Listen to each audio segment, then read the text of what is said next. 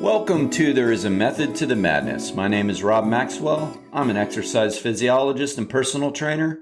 I'm the owner of Maxwell's Fitness Programs, and I've been in business since 1994.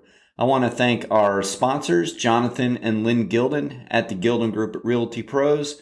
They currently have over 275-star reviews on Zillow, and they are consummate professionals. I will put their information in the show notes. If you're looking to sell a home or if you're looking for something new, just click and go. All right, so I'm going to talk a little bit about rep ranges and hypertrophy today. Hypertrophy is muscle cell enlargement. It is what we call essentially getting bigger, or in gym terms, getting swole. Now, before I scare any of you ladies off or gentlemen that don't really want to add bigger muscles, let me first state that there is so much genetics in that you don't really have to worry about it so much if that's not something you want. Now, having said that, hypertrophy is good for everybody. In other words, adding muscle is good for each and every one of us. We actually lose muscle as we age unless we do something to keep it on our bodies, such as working out. The term for that is called sarcopenia, and that is age-related muscle mass loss. Again, use it or lose it states that if we work out, we're not going to lose nearly as much. And muscle tissue is actually very metabolic. It's what drives our metabolism. It's the number one driver of metabolism. So when we lose muscle mass, we lose calories. Think of it that way. Every time you lose some muscle, you have to eat a little less to maintain your body weight. But on the flip side, which bodybuilders and strength athletes and athletes in general have known for years, that if you gain more muscle, you can eat more and remain as lean as you want to remain.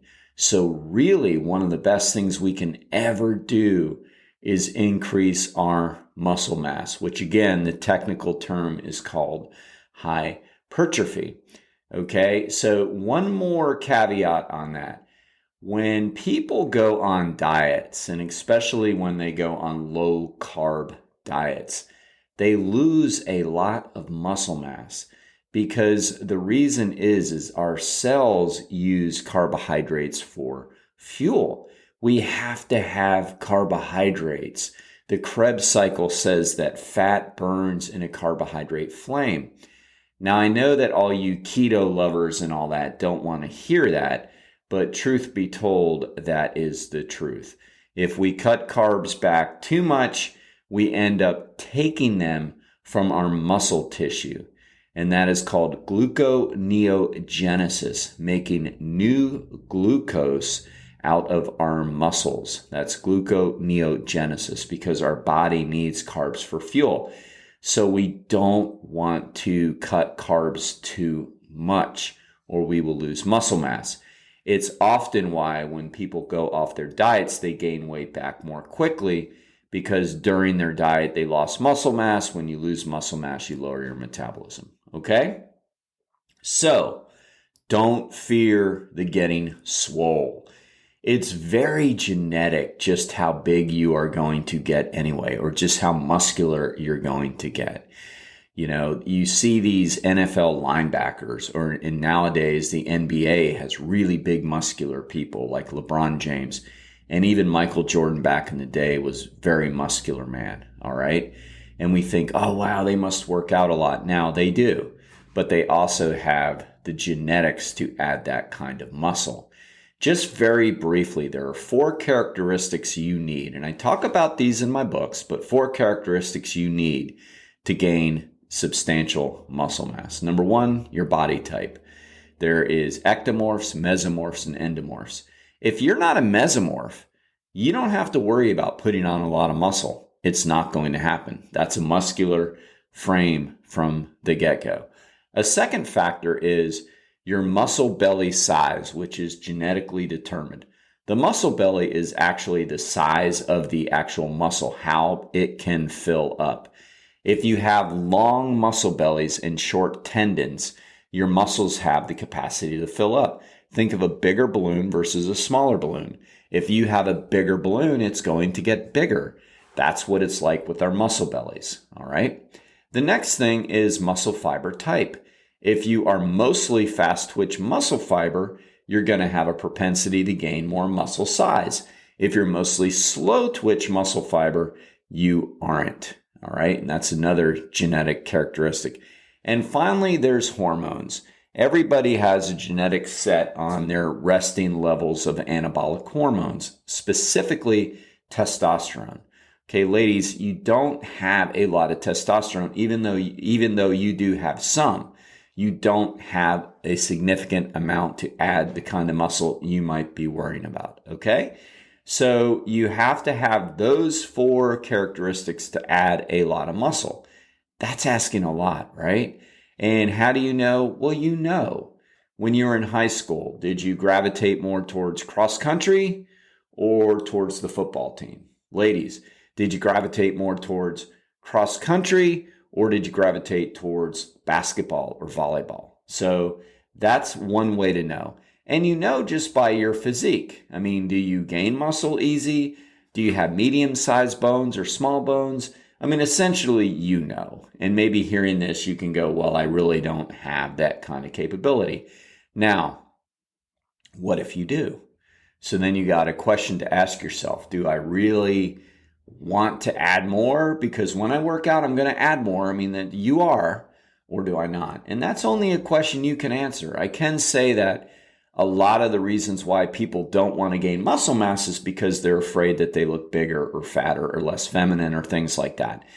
I can speak from a physiologist standpoint and say that that's not true, that people that gain more muscle mass actually have better symmetry, better lines and things like that. And I can speak as a guy and say that I think a fit body is very attractive. But only you can decide what you really want. I will say, though, that the health and fitness benefits of adding more muscle, I believe, trumps what you might be afraid of, but only you can decide that, okay? So don't fear the swole, ladies and gentlemen.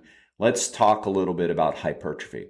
So I listened to a continuing education lecture yesterday to finish up my CECs I needed for the year because I'm coming due again. And actually, I really like taking the CECs online. It's pretty cool. Like both the American College of Sports Medicine and the National Strength and Conditioning Association, which I belong to, offer ways to do it via online. And they're actually very good lectures. You know, it's a good thing to do. I don't dread them. They make it easy and I enjoy the lectures. So I saw one yesterday and it backs up what I've been saying for many, many years. And I found it very interesting. And he showed so much great data to prove these facts. All right. So for those that don't maybe know the gym lingo and all that, for many, many years, it was thought that to get big, to hypertrophy, you need to lift massive loads, that you need to lift big loads, heavy weights, and, size equals strength. Now, the size equals strength thing does add up and is true. But for the longest time, physiologists and scientists were like, well, wait a minute. I mean, so what is it about these heavier loads that might be bringing about greater hypertrophy? And is that necessary?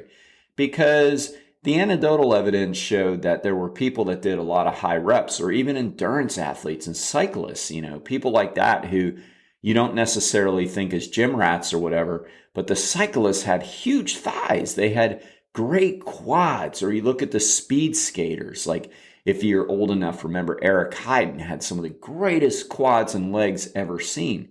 Well, okay, so they're doing a lot of reps, right? So if you're on a bicycle, you're doing a ton of reps. If you're skating, you're doing a ton of reps, even if you're doing sprints. So do we really need super low loads or moderately heavy weights or super high loads and moderately heavy weights to gain size? And for years, most people thought no, like the scientists thought no, the bodybuilders and gym rats said yes. So I've seen evidence before which supports that that's not true, that you can get away with higher reps and lower loads. And the seminar yesterday showed data to once again confirm that, which I saw released about 2 years ago, actually. The American College of Sports Medicine released a great study on this that I've been reading. And the guy basically regurgitated the study, which essentially showed two groups. One group trained at 80% of their 1 rep max and went to failure or close to failure. The next group trained at 30% of their 1 rep max and went to failure or close to failure. What they found was identical responses in hypertrophy. That the people that did really low load, and 30% is light. Okay, I did the math in my head and figured it out. That equals about 28 reps for most people, all right? Give or take, and I'm going to talk about that too. Give or take. So that's really light. But the key was getting close to failure or going to failure. And the reason why us physiologists and scientists have known this for years is because the way we exhaust a muscle is by taking it to failure. And taking it to failure means that we have recruited every muscle fiber in a motor unit and every motor unit in a muscle belly. All right. So we have thousands of muscle fibers in a muscle. All right. Thousands of muscle fibers in a muscle. When they've all been taken to exhaustion, that's all they can do. That's when you hit failure. You start to feel the burn. You know it's coming. Within a few reps, you can't complete another rep. That is because you have recruited every muscle fiber. So you're doing the load, one's given out, says, oh, send recruits. They keep coming, there's nothing left. Boom, that's when you hit volitional fatigue or failure. That's the stimulus that leads to a response. And as long as we are getting close to failure, we're recruiting every muscle fiber. We're recruiting every motor unit. And a motor unit is just a housing of muscle fibers. And then the motor units make up the muscles. If we're recruiting all of them, that's all we can do. Whether it be done with heavy loads and lower reps or lighter loads and higher reps. That equals hypertrophy. Which, when you think about it, if you've been training long enough, you kind of know that because you've been working out. You realize you start to do some pump out sets or whatever at the end of your workout. You're like, man, I really feel that. Like I can't even bend my arm anymore. My biceps are so fatigued. Or if you value the pump like many guys do and you feel this tremendous blood pump in your arms from all the blood flow coming in from the higher reps, you get it. You're like, this leads to growth. And of course it does. All right. One more note on this study. So the author, it was pretty cool. Because a lot of the gym rat guys don't like that information because they like to train heavy. And the bottom line is nobody's telling them not to train heavy. I mean, that's fine. If you like training heavy, yes, that'll work too. Like the key to hypertrophy is getting close to failure, whether you train heavy or train light. There's really no bad news in this study. Because it worked. It's good news for people that are like, but I don't really like training overly heavy. I like feeling it more. I like using loads that I feel like I can control, whatever. So it's really just a win-win for everybody. But, people like to get into their camps and argue, which is kind of silly. And that's kind of what was happening. But anyway, they came back and they said, okay, so maybe you're gaining more hypertrophy, but you're not getting stronger. So the researcher came back and said, well, let's look at that. So they looked at grip strength, which is, you can't cheat it. Like who trains their grip strength all the time, right? And it's a great tool. We use it at the gym, actually. So they looked at grip strength and they said, well, let's compare the 80% people versus the 30% people at the end of the study. And they did. Guess what they found? Comparative grip strengths in both cases. So within the standard deviation and statistical significance, they showed there was no difference in strength between the people that trained at 30%, the people that trained at 80%. So that blew it out the window. They said, yeah, but my 1 rep max on my bench press is better when I trained at the heavier loads for lower reps? Well, of course. So that's like practice, because of course 80% is closer to 100% than 30% is closer to 100%. So of course you're going to do better on a test when essentially you're practicing the test. Get it? So if you're practicing the test at 30% versus 80%, of course you're not going to show as much strength in that test, because when you are lifting heavier, there are things that you do technique-wise to help you lift the weights. So really they showed kind of a bias in that, using the actual test as a way to say somebody got stronger. It's like, well, okay, but you're training close to 100%. Of course, you're going to show a better test when you do that. But when we looked at this where nobody could cheat, so to say, and measure their strength, we showed the same results. All right. So lo and behold, what this all means is that training lighter with higher reps, or training heavier with lower reps, you get bigger and stronger. Pick and choose. Personally, I've always liked higher reps better. I just focus in better. I work on my form. And that's what I want to close this with. The big key with this that we really try to educate our clients with a lot, we have a lot of people that always want to know how many, right? Well, depending on the tempo of the set, meaning how fast you're going, and some people need to go faster, some people need to go slower, but that's going to change the how many question. Depending on the exercise is going to change the how many question. So we really try to educate people on, well, okay, so we do have a starting point. Of course we have a starting point. We need to keep records so we know the intensity people need for their sets and their workouts and things like that. But then at the same time, it really depends on the day. And what we'd really rather see you do is focus on the feel. Feel that muscle starting to burn. Work through it. Keep your mind on the muscle. And as you get close, we'll have a good idea when your form starts breaking down. Or, we can just tell. There's a few clients I work with that get that really well. And I'll say, I'll tell you when you got 3 more. Because they'll say, well, how many am I doing? 12, 15, 20? Don't worry about it. I'll tell you when you got 3 more. So if we learn to focus more on that, because your muscles are not counting, okay? It's about stimulation. That'd be like telling an elite sprinter in cycling to count the reps he's on the bicycle, right? Which is thousands, hundreds of thousands. Of course, they're not going to do that. But they're feeling the burn when they're getting on high climbs, right? When they're getting on steep climbs, they're feeling the burn in their quads.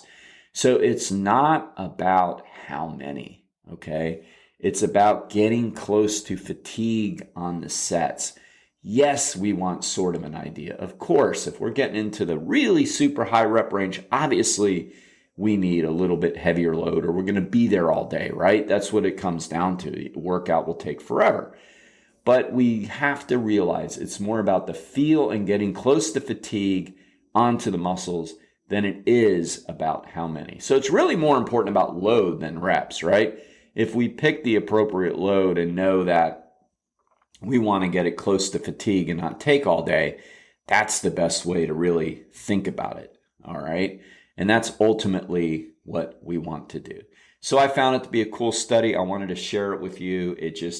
Obviously, we have a bias towards what we look for, and I've always believed that, and the study just confirms it. But, do your own research and, always train the way you like to train as long as it's safe. Like if you're a high load guy, more power to you. I've been there before and occasionally I still am. There's nothing wrong with that. We want people to go to the gym. We want people to work out. We just want you to get maximum results and do it safely. Okay? So thank you, chiropractic physician, Dr. Doris Antos. She has a chiropractic office on Granada in Ormond Beach. She's a graduate of Palmer College, and she is also a consummate professional. And we refer to her. We will put her information in the show notes. Great chiropractor. And I want to remind everybody to please download these episodes. It helps me. Please refer them to people, send them to people, ask people to subscribe to Spotify or wherever. Spotify is free. You don't have to get the paid account.